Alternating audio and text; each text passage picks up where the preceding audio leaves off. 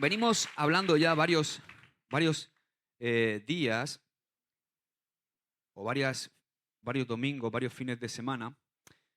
Venimos hablando sobre el concepto de libertad, ¿no? Y la gracia, y esos dos conceptos, la gracia y la libertad que nos otorga la gracia de Dios. Y hoy quiero hablaros de algo que he titulado Guiar hacia la libertad.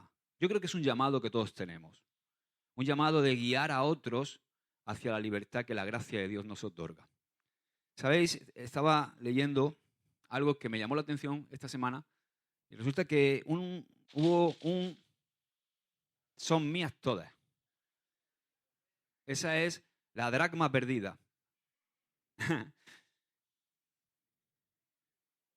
Hubo un cambio de atención que se produjo durante la campaña electoral de los Estados Unidos en otoño de 1988. Apenas yo tenía 12 años en ese momento. En lugar del telediario comenzar centrando su atención en los dos candidatos a las elecciones, en este caso el presidente que ya salía y que era Ronald Reagan, y el candidato que ganó esas elecciones después fue Bush padre. Pero resulta que el telediario no abrió su tiempo con lo normal, ¿no? Que era la campaña electoral, sino que la atención de todos estaba enfocada en dos ballenas grises en Alaska. Dos ballenas que estaban atrapadas bajo el hielo sin poder respirar a muchos kilómetros del océano, a muchos kilómetros de mar abierto. Resulta que las ballenas fueron llamadas Bonnet and Crosby, por los biólogos le pusieron ese nombre. Todo esto comenzó y el motivo por el cual estas ballenas se quedaron varadas bajo el hielo es porque ellas no se percataron de que ese año el invierno se adelantó, había llegado más temprano que de costumbre al norte de Alaska. Y entonces ese error las dejó atrapadas bajo el hielo. El agua se congelaba y no podían. Sabéis que las ballenas son animales mamíferos que tienen que salir a respirar. No son peces que pueden estar debajo del agua todo el tiempo que quieren, ¿no? Sino no tienen branquias, tienen pulmones y tienen que salir constantemente a respirar. ¿Qué pasa? Que el mar se heló y no podían salir a respirar. Y el mar abierto quedaba muy lejos, con lo cual no iban a llegar, iban a fallecer. Entonces, al principio solamente se dieron cuenta de esto un grupo de esquimales que se dieron cuenta de que esas criaturas necesitaban ayuda para poder respirar. Entonces, de una forma muy primitiva, con motosierras y con sus palos largos, empezaron a abrir agujeros en el hielo. Iban abriendo agujeros en el hielo para que las ballenas pudieran salir a respirar en su camino hacia las aguas abiertas. Claro, ese trabajo era muy forzoso porque era primitivo, era fuerte, era un trabajo agotador. Los esquimales, por supuesto, estaban decididos a trabajar para hacer ese camino hacia el mar abierto para que las ballenas pudieran ser liberadas. Claro, ¿qué pasa? Que el clima tampoco cooperaba y durante algunos de esos días las temperaturas estaban siempre bajo cero y eso significaba que el agua se congelaba y el pequeño grupo de esquimales tenía que usar aparatos que eran como unas batidoras enormes durante la noche para remover el agua, para que el agua no se congelara y así las ballenas pudieran salir a respirar, especialmente las noches cuando el viento helado era muy intenso. Entonces, de repente el interés por salvar a estas ballenas se intensificó. ¿Cuándo? Pues cuando se intensifican las cosas, ¿no? Cuando aparecen los medios de comunicación. Esto que estaba pasando en Alaska llamó la atención de los medios de comunicación y inmediatamente empezaron a salir en todas las noticias y otros voluntarios se sumaron a todos los esfuerzos de esta operación de rescate de estas dos ballenas.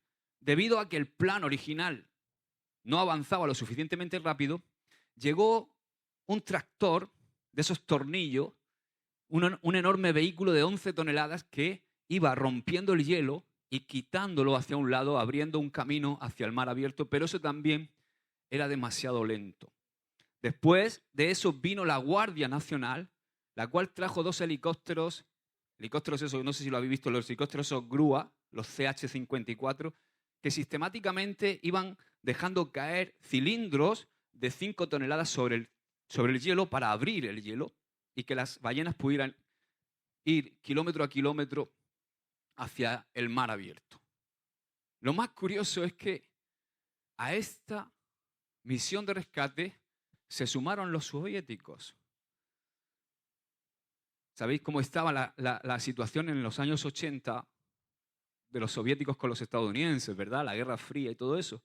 Pero ellos se sumaron y enviaron 2 buques al lugar. Uno de ellos era una enorme nave de 30 toneladas, gigantesca, con una altura de 11 pisos, que era un rompehielos. Y por una vez en la vida, la bandera de Estados Unidos y la de Rusia se izaban juntas para hacer algo en común.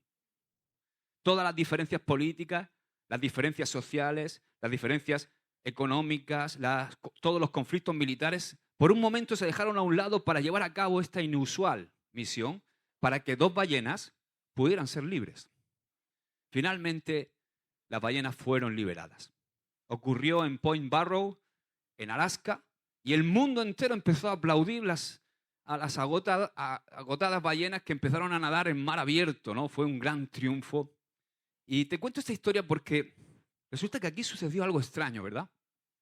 Algo que por lo menos a mí me lleva a una reflexión en cuanto a lo que te quiero compartir hoy. Es impresionante para mí lo que el ser humano está dispuesto a hacer por 2 ballenas y sin embargo lo que en muchas ocasiones no estamos dispuestos a hacer por otra persona. Eso es la reflexión a la que yo llego, ¿no? Ahí resulta que se encontraban esos 2 enormes mamíferos, esas 2 enormes ballenas con las cuales tú, ni yo, ni nadie, ni ningún hombre puede tener una comunicación inteligente, con las que no te puedes comunicar. Sin embargo, resulta que todos esos hombres arriesgaron todo, pagaron todo, $2 millones fue el gasto para liberarlas. Gastamos toda la energía durante el tiempo que fuera necesario para que esas 2 ballenas pudieran vivir en libertad. Y todo eso está bien, por supuesto. No me malinterpretes, yo creo que fue algo noble, algo bonito, algo hermoso. Pero lo que me asombra es que a veces tenemos o gastamos muy poco esfuerzo o estamos muy poco dispuestos a hacer algo para ayudar a otro ser humano a encontrar libertad. En lo que se refiere quizá a la libertad personal para que las demás personas en nuestro entorno puedan respirar libremente y disfrutar de un océano lleno de posibilidades infinitas, quizá no somos tan cooperativos, no cooperamos tanto, ¿verdad? ¿Y a ti no te parece extraño eso? A mí sí. A veces preferimos resistirnos a que alguien alcance la libertad en lugar de ayudarle a avanzar hacia la libertad. Incluso, como hemos visto, aquí las naciones están dispuestas. 2 naciones antagónicas, 2 naciones enemigas siempre, como Estados Unidos y la URSS, en ese caso, o sea, la Unión Soviética, dejaron al lado sus diferencias ideológicas y cooperaron en un esfuerzo conjunto para llevar a cabo lo que fuera necesario a fin de ayudar a 2 ballenas a respirar libremente. Pero resulta que cuando se trata de ayudarnos los unos a los otros a ser libres, hoy, di conmigo, eso es otra historia, ¿verdad? Parece que nos sale el ego. La realidad es que existen, como ya venimos diciendo, enemigos, ¿no?, de la gracia de Dios por todo el mundo. Enemigos que se dedican a tapar agujeros para que no podamos respirar. En lugar de abrir, tapan los agujeros, atrapan a las personas bajo el hielo de sus manipulaciones y lo que es peor aún, dentro de la iglesia también, atrapan a las personas bajo el hielo del legalismo religioso. Y lo siguen haciendo aún a riesgo de herir a otras personas. Entonces, yo vengo hablando ya estos días, estos fines de semana, venimos hablando sobre la gracia y la libertad. Y me gustaría aclarar bien los conceptos. Porque algunos podéis preguntar, y con razón, ¿no?, cuando me oís predicar de esto, oye, pastor, ¿no tiene límites la libertad? ¿No debería la gente reprimir su libertad y controlarse en algunas ocasiones? Y yo te contesto a eso, sí, claro que sí, por supuesto que hay restricciones. La verdad es que es posible que la gente caiga en un error fatal, que es abusar de la gracia. Y eso es un error que ocurre muy a menudo y que todos hemos cometido en algún momento de nuestra vida. ¿Qué quiero decir con abusar de la gracia? Abusar de la gracia es que yo y tú puedes ejercer tu libertad, pero sin sabiduría. Ejercer tu libertad sin sabiduría, sin preocuparte, por ejemplo, por poner un ejemplo, en si mi actitud y mi forma de actuar libremente puede herir a un hermano, o puede herir a un nuevo creyente, o puede herir a mi hijo, o puede herir a mi esposa, a mi compañero de trabajo. Pero la decisión al final de actuar de esa manera es una decisión totalmente individual. Quiero que me entiendas. Yo no puedo legislar sobre esto. No lo puedo imponer. Yo no puedo tomar a Juan. Yo puedo tomar a Juan y enseñarle y decirle lo que está bien, lo que está mal. Y decirle que si coge ese camino le va a ir mal y si coge el camino de la palabra de Dios le va a ir bien. Pero al final yo no puedo legislar sobre él. Es él el que tiene que tomar la decisión de cambiar. Entonces las restricciones por supuesto son adecuadas y son necesarias. Pero yo no encuentro en la Biblia ningún lugar donde se nos indique que yo debo exigir a Juan que se restrinja. Si puedo decirle y aconsejarle. Y esa es nuestra labor, porque nuestra labor es esa, es guiar a la gente hacia la libertad que nos otorga la gracia y que entiendan lo que es la gracia de Dios. Porque si yo restrinjo sin que él tenga convicción, estoy aplicando legalismo. Lo ideal es que Juan haga las cosas por convicción, porque entiende que la palabra de Dios es lo que tiene que seguir y tiene que obedecer y debe caminar de esa forma. Pero tiene que ser por convicción. Porque si no es por convicción, es religión. Entonces, ¿cuál es el mejor control? El mejor control es el autocontrol que proviene del estímulo interno que el Espíritu Santo nos da a través de la persona y la presencia de Jesucristo en nuestra vida. O sea, el mejor autocontrol que yo he encontrado en mi vida no es lo que me han dicho que haga o deje de hacer, sino la llenura del Espíritu Santo en mi vida, mi relación con Cristo, estar ligado a Él, amarle a Él, seguirle a Él. Él va dándome la convicción. ¿A través de qué? A través de congregarme, a través de recibir la palabra, a través de estar en coinonía con otros hermanos, a través de ver el ejemplo de otros, a través de seguir el consejo de otros. Pero es el Espíritu Santo el que nos da la convicción. Entonces el mejor autocontrol no es el que te impone el legalismo, sino es el que nace del Espíritu que mora en ti. ¿Te lo demuestro?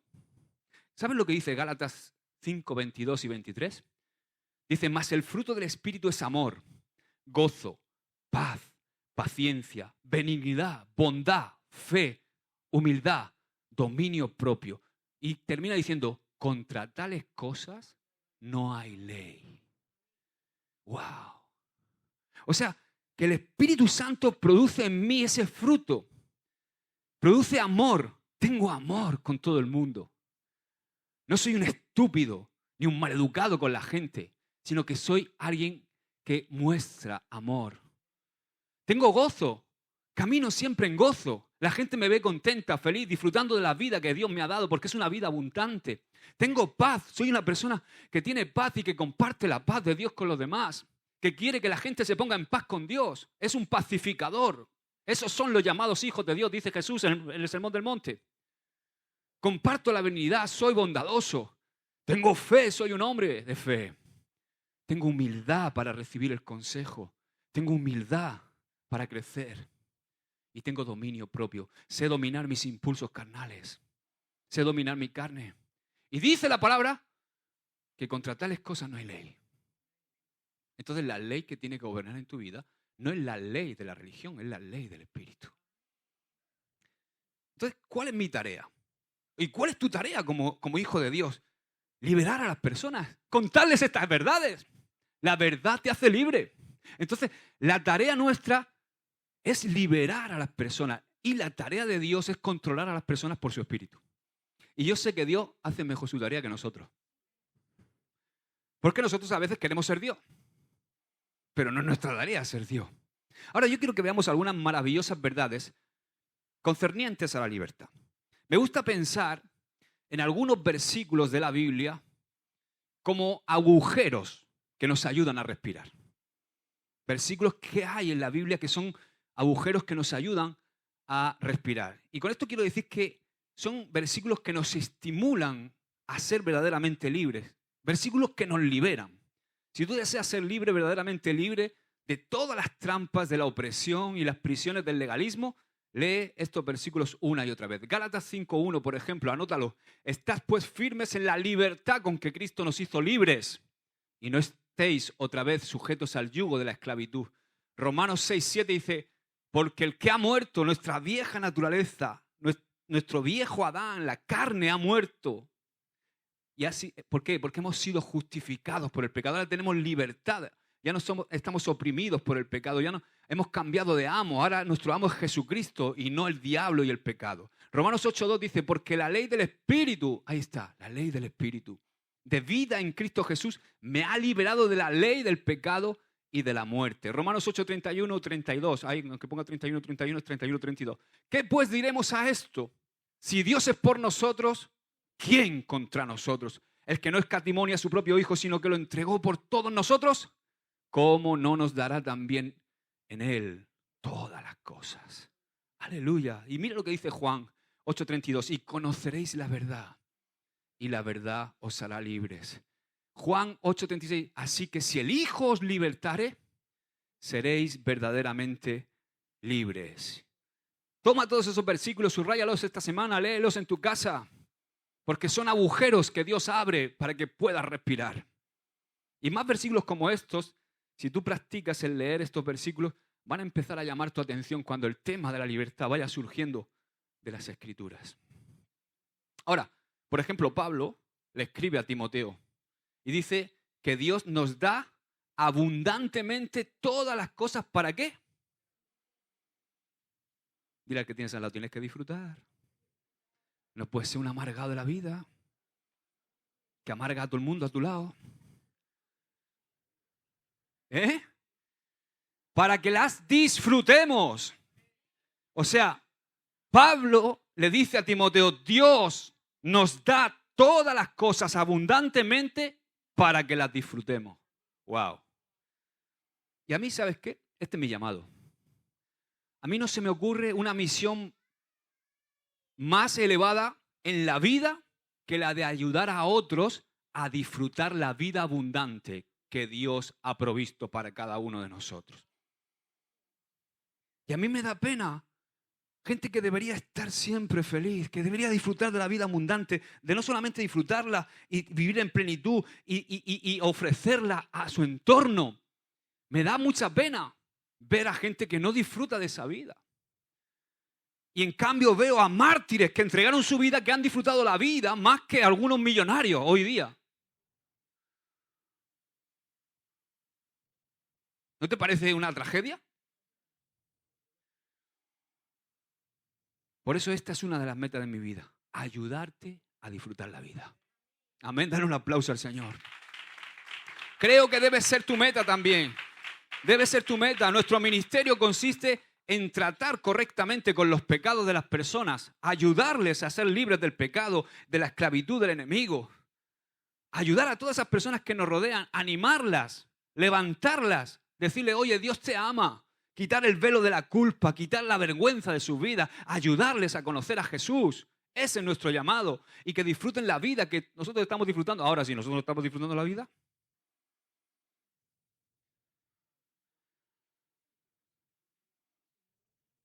Si tú estás en la iglesia y te relacionas con la gente, y luego cuando está la gente en el mundo contigo relacionándose, te ve una persona que dice, madre mía, pues si esta persona está amargada, ¿cómo va a acabar?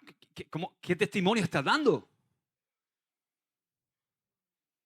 Estás manchando tu testimonio, estás tirando por tierra el nombre de Cristo. Mejor que no digas que eres cristiano.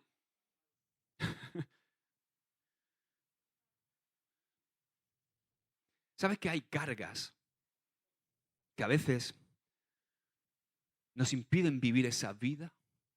Cargas que son mortales, que a veces son insostenibles, que son como placas de hielo que no nos dejan respirar, nos sofocan, nos asfixian, nos vuelven personas rígidas y hasta nos entierran a veces. Pero ¿sabes qué? Yo te animo hoy a que no dejemos de abrir agujeros. Amén. Tú debes seguir abriendo agujeros en tu familia. Tú debes seguir abriendo agujeros para tu esposa, para tus hijos, para tus compañeros de trabajo. Amén. Abre agujeros. ¿Cómo abro un agujero, por ejemplo, en mi instituto? Llegando a la gente y diciendo, no, es que, no, el Señor no dice que no hagas eso, que no hagas lo otro. Pasa algo interesante. A veces queremos cambiar a las personas antes de llegar a Cristo. Y tapamos todos los agujeros, los asfixiamos, se lo ponemos muy difícil. Pero para venir a Jesús no hay ningún requisito, simplemente venir tal como eres. ¿Por qué? Porque el legalismo, la religiosidad, la religión tapa agujeros. Porque le dice a la gente que tiene que cambiar para venir a Cristo. Pero el verdadero evangelio de Jesucristo lo que hace es abrir agujeros porque le dice a la gente que venga si quiere cambiar a Cristo. Amén. Es muy diferente. Y eso es lo que tenemos que enseñar a nuestros jóvenes, tenemos que enseñar a nuestros hijos. Ven con tus defectos, ven con tus dudas. Yo amo al Señor con toda mi fuerza, con todo mi corazón y con todas mis dudas. Porque si algo tengo claro es mi relación con Él y sé que Él existe, pero tengo muchas dudas, más que tú quizás. Cuando llegue al cielo me voy a sentar con Jesús y voy a tener para 6 semanas con Él, preguntándole cosas que no entiendo.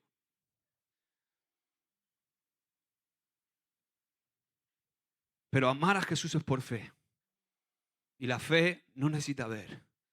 La fe está basada en mi relación con Cristo, en que yo le siento dentro de mí y le veo obrar en mi vida. Entonces, si tú te das cuenta, no necesitas ser un consejero profesional para ayudar a otros a vivir libres. Nosotros, los cristianos, deberíamos ser maestros de vida, no amargados de vida. Tendríamos que ser maestros de vida, de una vida abundante, llena de libertad, la libertad que nos otorga la gracia de Dios. Tendríamos que resplandecer. Por eso Jesús nos dijo que éramos luz, que éramos sal. ¿Te has comido alguna vez no sé, una tortilla sin sal? ¿O has entrado a una habitación oscura, sin luz? ¿Por qué somos luz? ¿Por qué somos sal? Porque le damos sabor allí donde estamos, porque iluminamos donde llegamos. Porque somos maestros de vida, de una vida, de la verdadera vida, la vida abundante, la que Cristo nos da. Y ¿sabes? Podemos ayudar a las personas que están esclavizadas, tanto fuera de la iglesia como dentro de la iglesia. Dentro de la iglesia deberíamos esforzarnos en liberarlas de la opresión del legalismo religioso.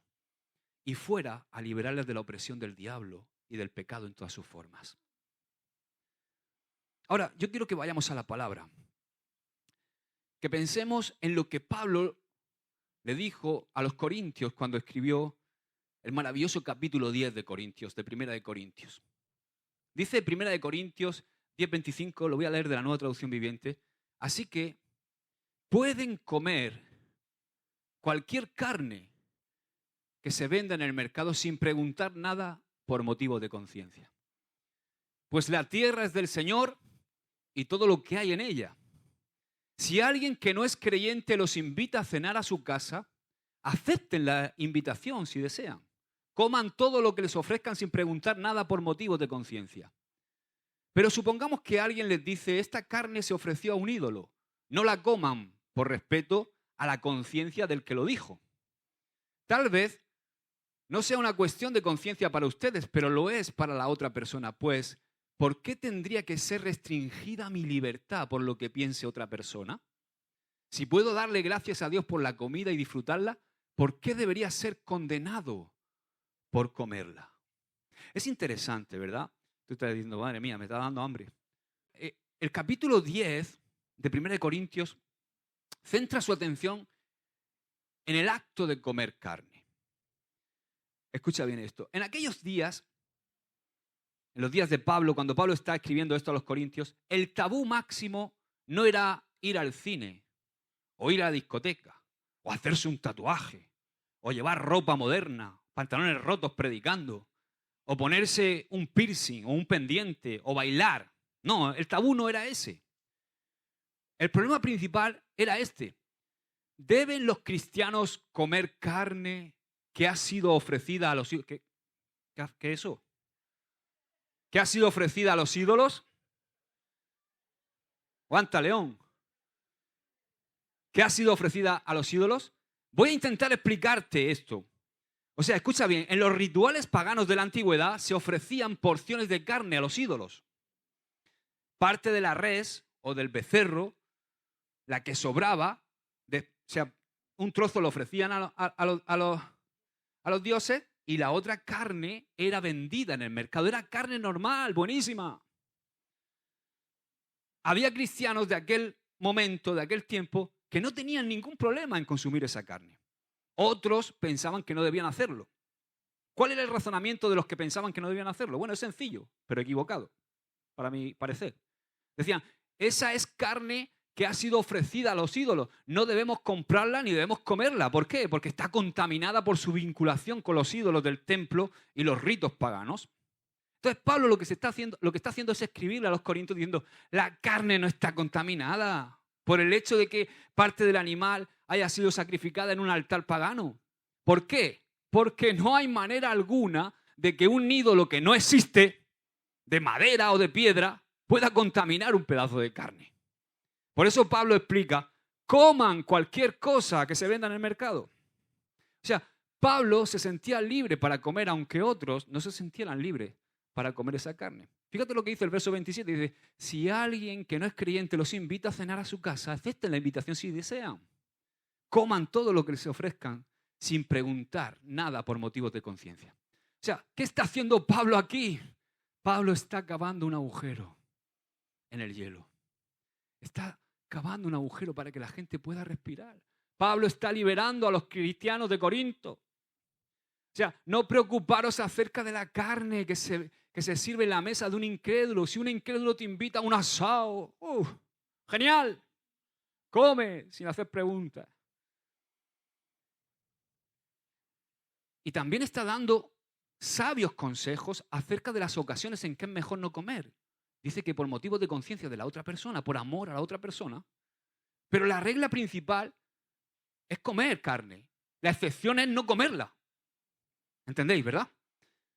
Básicamente está enseñando la gracia de Dios, dice que podéis comer, pero por amor a las personas que son de conciencia más débil, no la comas. Y lo dice en el versículo 30, dice, si puedo darle gracias a Dios por la comida y disfrutarla, ¿por qué debería ser condenado por comerla? Y él contesta a esta pregunta importante, ¿no? Con valentía. ¿Por qué me censuran? ¿Por qué me critican? Por el hecho de disfrutar de la carne que se me ha servido. Hay quienes pueden comer de todo y otros no, pero yo puedo comer, soy libre. Y ahora sí, recuerdo cuando estábamos pastoreando en Huercalovera, teníamos unos hermanos mexicanos muy lindos. Y entonces un día en una comida de coinonía, de compañerismo en la iglesia, llegaron y trajeron chapulines colorados. ¿Qué son los chapulines colorados? Eso, que estás viendo ahí en la foto. Entonces trajeron chapulines colorados y el hermano me dijo, pastor, tú que eres el pastor de la gracia, ¿no? Tú tienes que probarlo. Y yo pensé, pues voy a ser que no. Ahora, ¿cuál es mi punto? Bueno, mi mujer cuando los puso en la mesa empezó a dar con las zapatillas.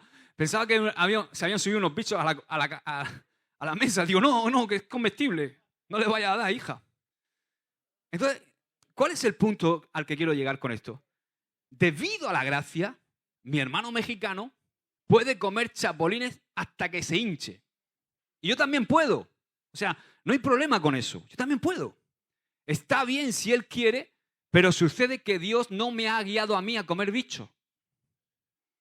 Pero si tú quieres comer chapulines colorados, me parece estupendo. Yo personalmente, en mi propia lista de alimentos que están en el no debo, incluye no comer bichos raros.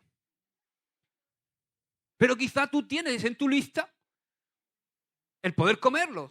Así que adelante. Yo prometo no juzgarte cuando estés masticando los bichos esos. ¿De qué estoy hablando? Voy a decirlo claro. Escucha. No me des tu lista de qué hacer y qué no hacer para vivir. Y puedes contar con algo. Nunca yo te voy a dar mi lista personal. Di conmigo, personal. De qué hacer y qué no hacer para que la sigas. Ahora, ¿qué voy a hacer? ¿Me pides consejo? Te voy a aconsejar. Te voy a decir lo que yo hago con toda libertad. Siempre vas a tener el consejo, pero hacer tu propia lista es tuya, sobre todo de las cosas personales. Por ejemplo, si me preguntas a mí sobre la cerveza, pues no me gusta. No está en mi dieta, porque no me gusta la cerveza. No, la bebo, está amarga, no me gusta. A mí me gustan las cosas dulces, ya habéis visto lo del chocolate. O sea, yo hago así una cerveza y me sabe a rayos. O sea, tengo que hacer un esfuerzo para tomarme una cerveza. Pero a lo mejor a ti te gusta. Entonces, ahora, vamos al principio de la Biblia. No te embriagues. Pero yo no te voy a decir, no bebas cerveza. Ahora, sé sabio y haz caso a la palabra, porque la palabra dice que no te embriagues. Tienes que tener dominio propio. Porque contra tales cosas no hay ley.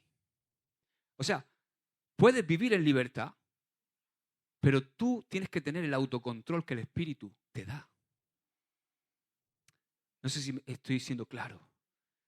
Entonces, claro, si me preguntas a mí, yo no bebo cerveza. Para mí sería un error ponerle esa norma a todo. Porque ser libre significa que no tienes por qué estar de acuerdo con mi lista personal. Tampoco debes criticarme porque no es exactamente igual a la tuya. Esta es una de las maneras en las que nosotros los cristianos podemos vivir en armonía. Se llama vivir por gracia y es la única forma de que podemos respirar. Es la única forma de abrir agujeros. ¿Me entiendes o no? Ahora, la cuestión es la siguiente. Escucha bien esto. ¿Y si encontramos una lista en la palabra de Dios? Eso es diferente. No se trata ya de una lista personal mía de preferencias, sino se trata de algo que está en la palabra de Dios. Entonces, cualquier indicación específica en la Biblia debe ser obedecida sin vacilar y sin cuestionar, porque se trata de un mandamiento inspirado que todos debemos acatar porque es un mandamiento de Dios. Eso no es lo mismo que una lista personal de preferencias. ¿Entiendes o no? ¿Qué quiero decir con esto? Yo cometo un error si yo elevo a dogma o a doctrina algo mío personal. Te voy a poner un ejemplo.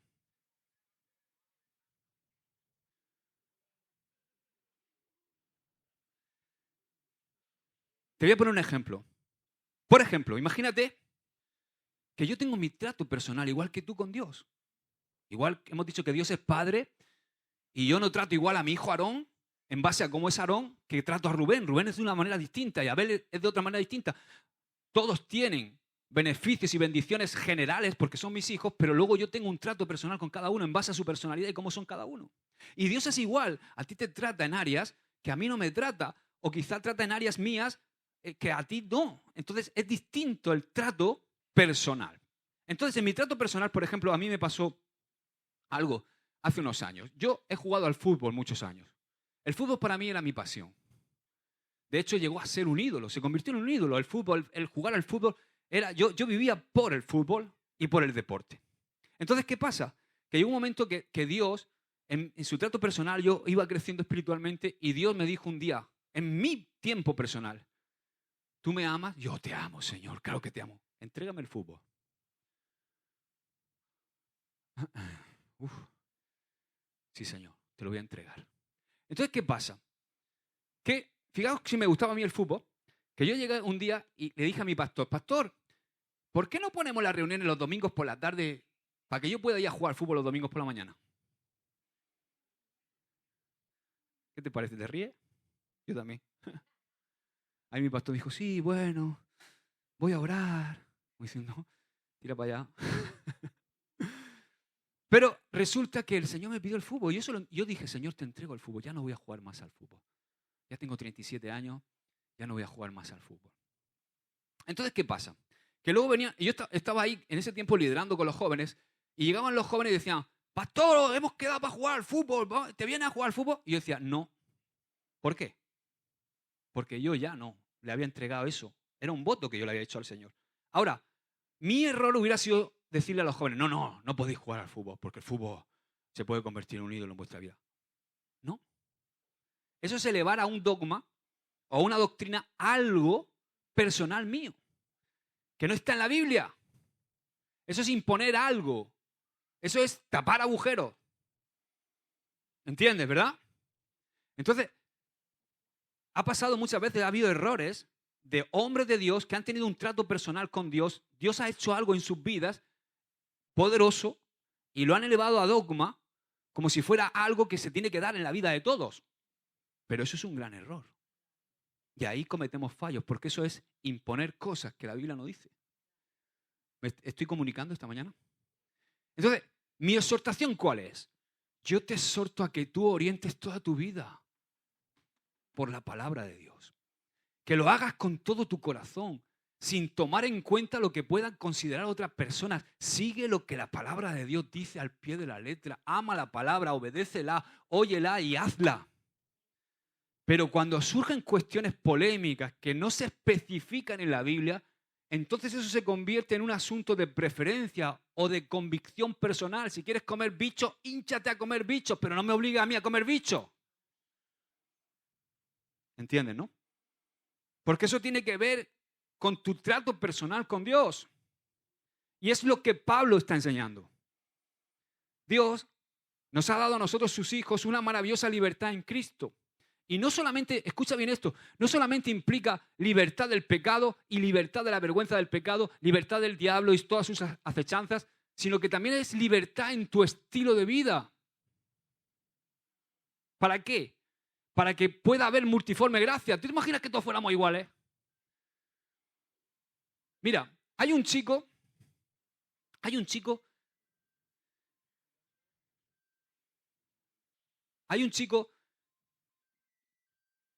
que es mi peluquero, ¿ok? Se llama Pedro. Tiene 19 años. Y es el que nos pela a toda la familia, a todos los varones. Entonces, ¿qué pasa? Que él sabe que soy pastor y muchas veces me pregunta cosas y yo lo intento evangelizar y tal, le digo, y le hablo de los jóvenes, le hablo de un montón de cosas. Pero resulta que, pues ahí yo dejo, pues siempre me llevo muy bien con él. Pero el otro día llega mi hijo Abel y se sienta allí y se pone a pelar y empieza a hablarle. Tío, pues Dios es real, pues no sé qué. Empieza a hablarle de cómo él vive su experiencia con Dios y cómo es su relación con Dios y cómo él ve. Pues está totalmente impactado. El otro día voy a pelar y me dice, tío, es que lo que más me impacta, yo quiero ir a una reunión de esas porque veo a tus hijos, los veo jóvenes, los veo tal, los veo yo no. Digo, ¿qué pasa? Que se tiene que dar la multiforme gracia de Dios. ¿Por qué? Porque hay personas que yo no alcanzo. Pero mi hijo con sus pendientes, con su ropa rota, con su historia, su tatu, llega. ¿Entendéis lo que digo? Entonces, esa es la multiforme gracia. Cada uno tiene Dios se deleita en que cada uno tengamos un estilo de vida, siempre y cuando no infringamos la palabra de Dios. Porque nos convertimos en modelos de su multiforme gracia y de su maravillosa vida. Es como si yo te impusiera mi estilo de vida. Es como si yo estuviera aquí y te viera a ti y te dijera, wow, es que claro, tú no haces deporte. Además comes como un sapo. No sabes ni comer, qué mal comes. No, ¿me comprendes lo que quiero decir?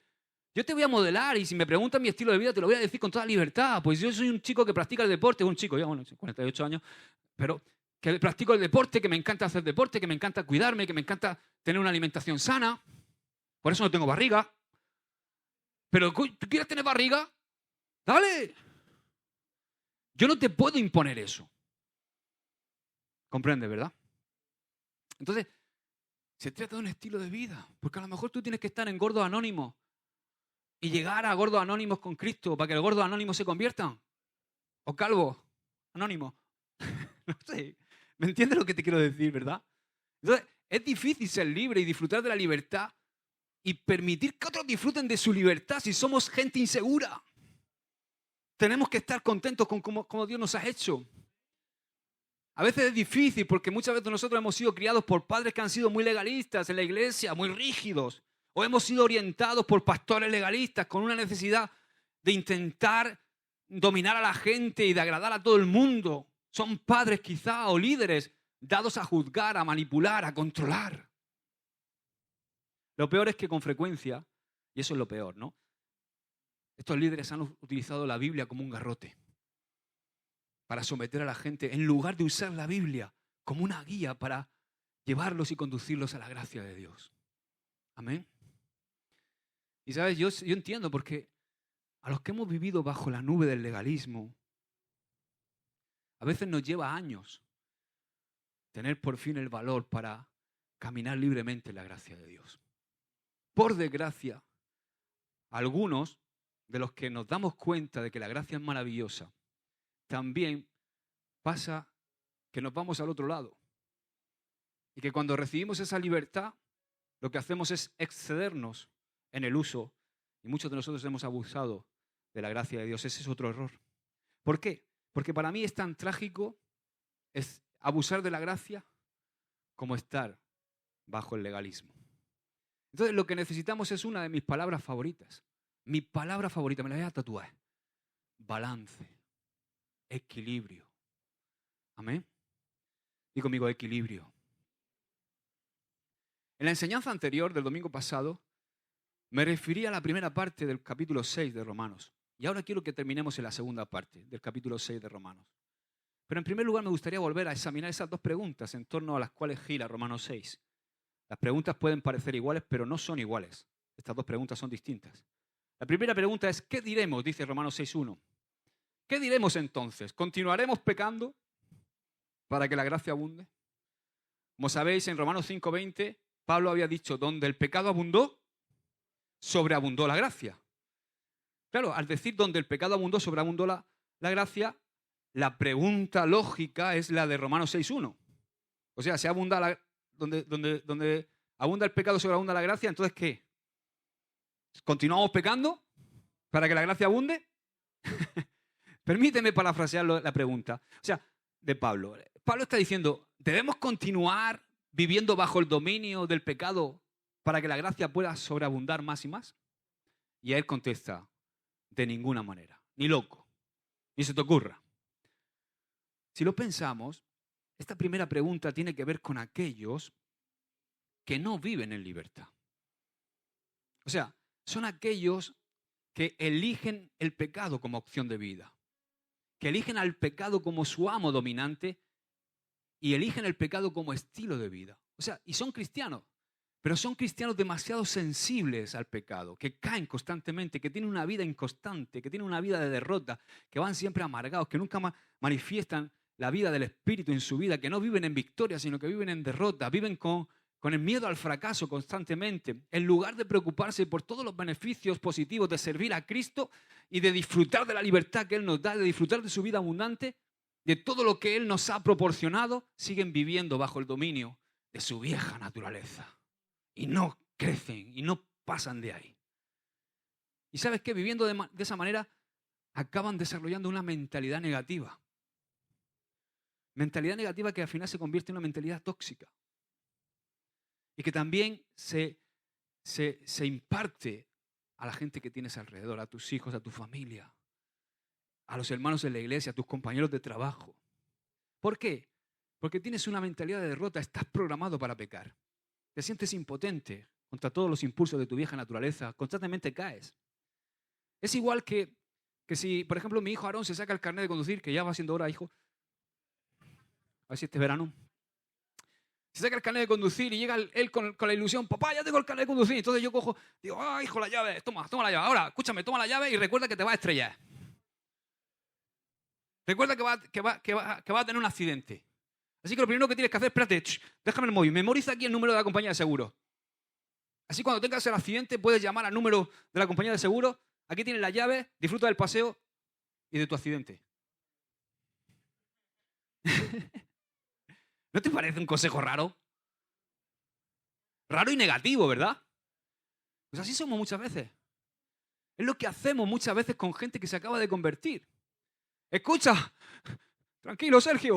Imagínate que quizá el más nuevito, ¿no? Sergio, hace poco que te convertiste.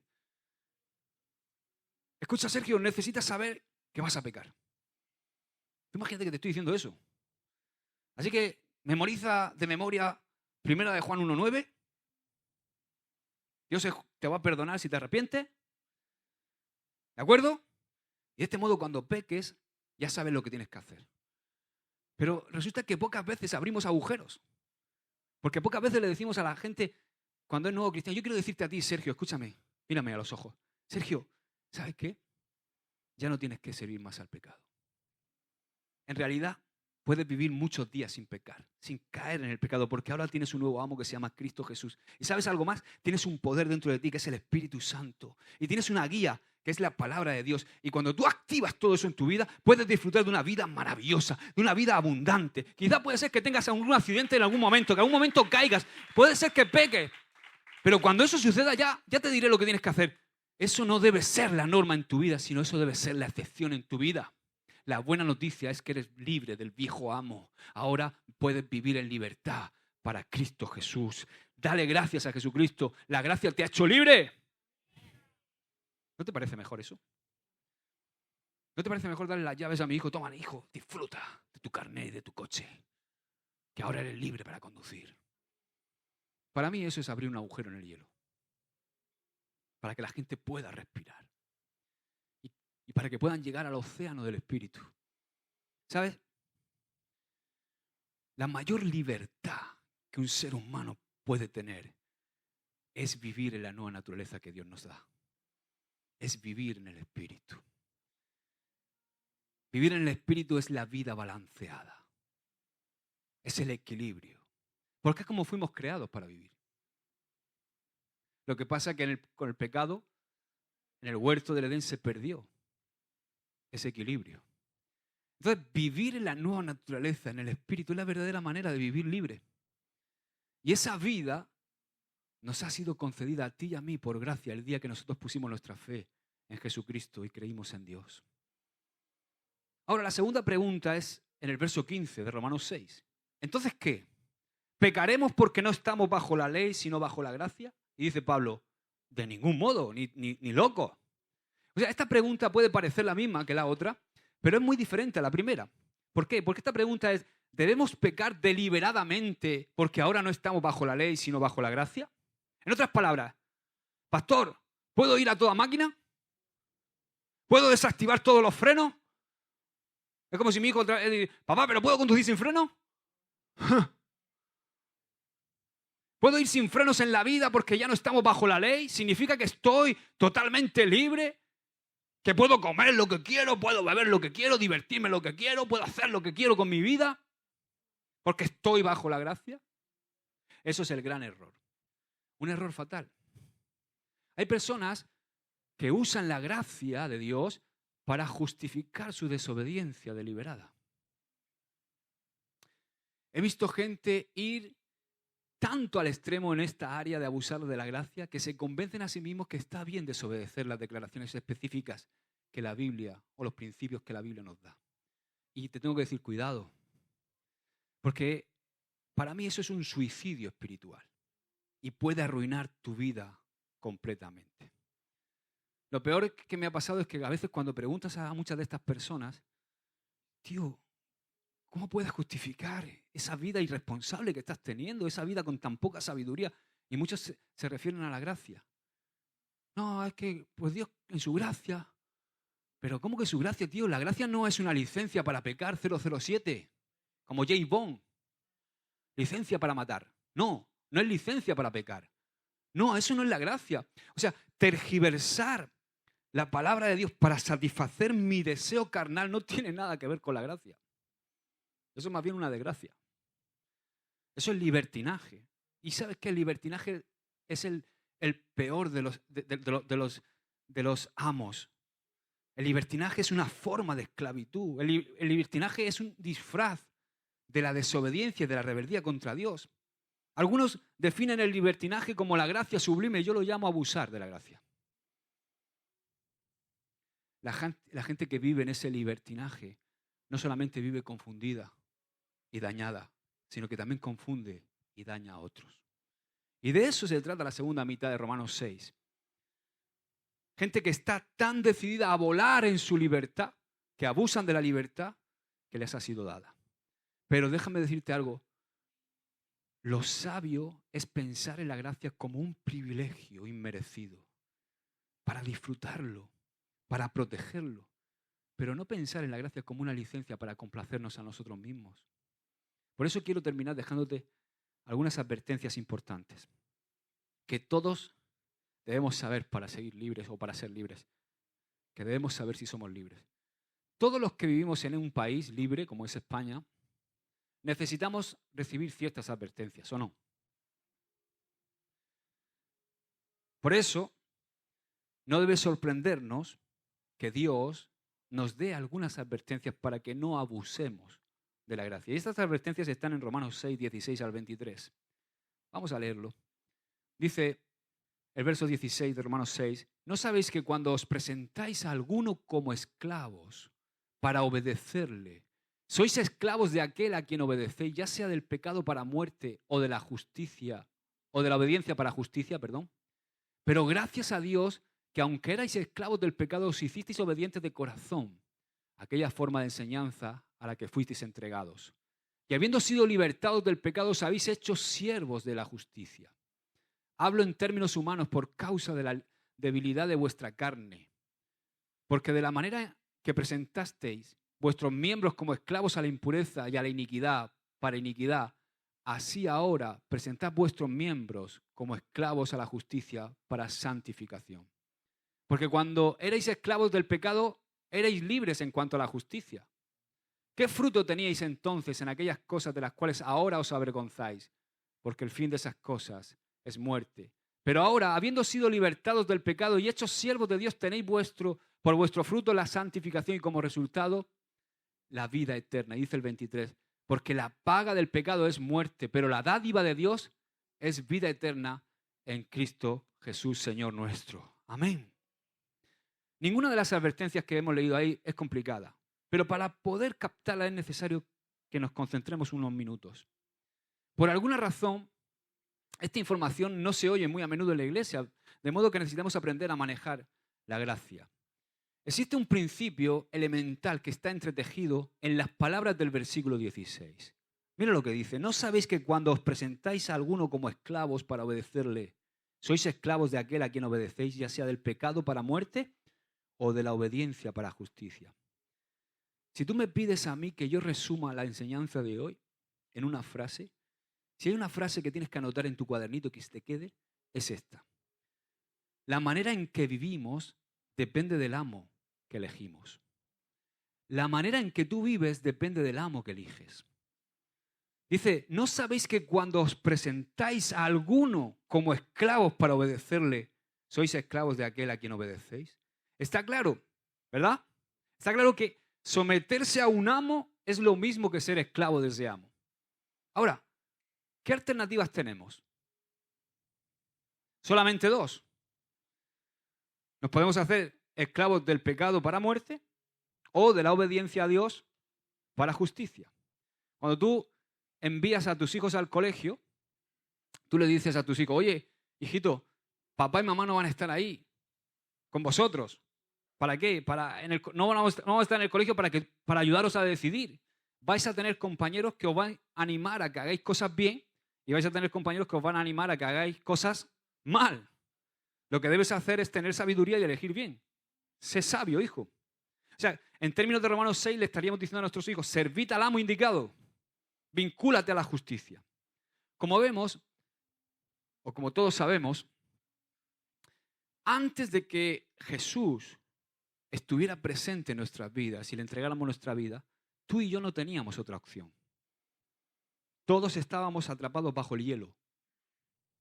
No había agujeros. O sea, respirar libremente no era una opción. No había manera de encontrar la libertad por nosotros mismos, ninguna manera de disfrutar de las profundidades del océano, de la justicia, del espíritu, de la vida en el espíritu. Estábamos esclavizados al mal, en anarquía, llenos de egoísmo y llenos de pecado. Éramos pecadores profesionales. Cuando Cristo vino, Él nos liberó y nos dio la posibilidad de elegir. Di conmigo, posibilidad de elegir. No teníamos posibilidad. Ahora, en Cristo Jesús, tú puedes elegir. Puedes elegir que Él sea tu amo o puedes volver atrás y elegir que el pecado te domine de nuevo. J.B. Phillips, el teólogo, dijo, tú perteneces a la potencia a la cual eliges obedecer. Tú perteneces a la potencia a la cual eliges obedecer. Es así de sencillo. Cada momento de cada día elegimos a quién queremos seguir. Si se trata de seguir a Jesús, la bendición y los beneficios son muchos.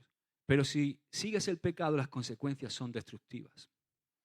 Entonces, Josué, ¿cuál es el papel de la gracia en esta ecuación que me estás diciendo esta mañana? Sencillamente la gracia es lo que hace que la elección sea posible. La gracia es lo que hace que tú puedas elegir, porque antes no podías elegir. Antes de conocer a Cristo no teníamos opción. El pecado era el único camino que teníamos delante, la única opción. Estábamos atrapados bajo el hielo y toda nuestra vida estaba marcada por la maldad y por el pecado. Pero una vez que llegamos a la cruz y entregamos al Señor Jesús el derecho de controlar nuestra vida, se nos dio la opción que hasta ese momento nunca habíamos tenido. Entonces la gracia nos liberó de la exigencia de servir al pecado y nos dio la oportunidad de servir voluntariamente y por amor a Cristo Jesús. Entonces, mientras tú sigas ese camino voluntariamente de servir y seguir a Cristo por amor, no vas a pecar. Pero en cuanto rechazas tu compromiso de dejar que Cristo te gobierne, enseguida el viejo amo estará dispuesto para inducirte de nuevo al pecado. Y mi deseo sería poder garantizarte libertad total los 365 días del año, pero eso no va a ser posible mientras vivamos en la tierra. El estado perpetuo de no pecar no será nuestro estado hasta que lleguemos al cielo y tengamos un cuerpo glorificado. Pero la buena noticia es que no tenemos que pecar de manera constante y cotidiana en nuestra vida. ¿Por qué? Porque ahora ya no vivimos en pecado. ¿Pecamos ocasionalmente? Sí, pero ya no habitamos en el pecado. La gracia nos ha liberado para poder obedecer a Cristo. Aleluya. Dice Romanos, hemos leído el 17 y el 18, pero gracias a Dios que aunque erais esclavos del pecado, os hicisteis obedientes de corazón a aquella forma de enseñanza a la que fuisteis entregados y habiendo sido libertados del pecado os habéis hecho siervos de la justicia. ¡Qué verdad tan maravillosa! Amén. Si tú eliges la justicia, vas a disfrutar de un estilo de vida que va a estar caracterizado por las bendiciones de Dios, que va a estar caracterizado por la estabilidad, por la fortaleza. Vas a ver cómo todo en tu vida se multiplica. Tu ministerio, tu familia, tu hogar. Vas a tener un impacto mayor. La gente va a poder ver a Cristo en ti y no tu carne. En cambio, si eliges el mal, adoptamos un estilo de vida que se torna cada vez peor. Y sabes, una de las cosas que la gracia de Dios hace es ayudarnos a vencer la carnalidad. A que podamos vivir en el Espíritu. A que seamos personas que podamos brillar con su luz. Que la maldad ya no tenga que dominar nuestra vida. Amén. Entonces, esa es mi exhortación esta mañana, que podamos ser verdaderamente libres. Vivir en pecado no es gracia. La gracia no nos da la libertad de hacer todo lo que queramos. La gracia no es para que vivamos en la carne. Eso no es gracia, eso es desgracia. La gracia no significa que somos libres para vivir como nos da la gana sin tomar en cuenta las consecuencias. No significa que Dios me va a sonreír, no importa lo que yo haga en mi vida, no. Significa que somos libres para elegir. Podemos elegir la santidad o la desobediencia. Si elijo la desobediencia, tengo que aceptar las consecuencias. Vamos a tener angustia mental, conciencia culpable, culpabilidad. Vamos a herir, vamos a deshonrar el nombre de Cristo, vamos a manchar nuestro testimonio. Y eso se llama carnalidad. Amén. Nunca se te olvide algo. La gracia que Dios nos ha dado es para vivir glorificando y agradando a Dios. Amén. Padre, te damos gracias por tu palabra, Señor. Gracias, Señor, porque tú nos hablas, Señor, y nosotros queremos ser personas llenas de tu Espíritu Santo. Personas que abren agujeros, Señor, y no que tapan agujeros, Padre. Ayúdanos, Señor, a abrir agujeros en nuestra familia para que otros puedan respirar. Con nuestros hijos, danos la sabiduría. Danos la sabiduría con nuestros hermanos, Señor, en la fe. Danos la sabiduría con las personas que tenemos que alcanzar, Señor. Que podamos ponerle fácil el camino, que no se lo pongamos tan difícil, Señor. Rechazamos toda forma de legalismo en nuestra vida, Señor. Ayúdanos porque aún nos queda mucho. Te bendecimos en el nombre de Jesús y damos toda la gloria a ti. Amén y amén. Amén. Que Dios te bendiga.